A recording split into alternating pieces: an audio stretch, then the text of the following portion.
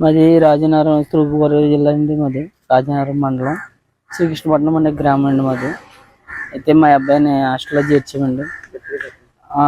నిన్న మొన్న శనివారం సాయంత్రం వేళలో క్లాస్ జరిగే సమయంలో చేయి పెట్టాడంటే కిందండి, అక్కడ రాయి ఉందంట. రాయి పక్కన ఉందంటే తోసిపోము కుర్రోడిని అనుకున్న సమయంలో కరిచిందండి.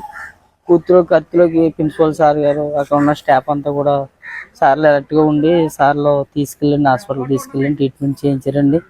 నిన్న మొన్న కూడా ట్రీట్మెంట్ జరిగిందండి. ఈ రోజు అయితే ఎగ్జామ్స్ అని కావాలని తీసుకొచ్చారండి. సార్లు గవర్నమెంట్ డాక్టర్లు అయితే పంపించారండి. ఈ రోజు అయితే అనుకూలంగా ఎగ్జామ్ రాసాడండి అబ్బాయి. మళ్ళీ ట్రీట్మెంట్ కోసం హాస్పిటల్కి తీసుకెళ్తున్నామండి.